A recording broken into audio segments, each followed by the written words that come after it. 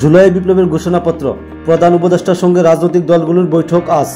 যুদ্ধবিরতিতে রাজি হওয়ার পরও গাজায় চলছে হামলা, নিহত অন্তত ৩০। পঞ্চগড়ে তাপমাত্রা বেড়েছে, উত্তরের হিমেল হাওয়ায় কমেনি শীতের তীব্রতা। ডিসেম্বরকে লক্ষ্য রেখে নির্বাচনের প্রস্তুতি নিচ্ছে ইসি, বললেন আবুল ফজল মোহাম্মদ সানাউল্লাহ। টিউলিপকে নিয়ে উত্তপ্ত ব্রিটিশ পার্লামেন্ট, উঠেছে ডক্টর ইউনূসের নামও। বিদায়ী ভাষণে বাইডেন বললেন, যুক্তরাষ্ট্রে বিপজ্জনক গোষ্ঠী শাসক প্রতিষ্ঠিত হচ্ছে, আওয়ামী লীগের সঙ্গে আপোষের কোনো সুযোগ নেই, বললেন প্রেস সচিব শফিকুল আলম।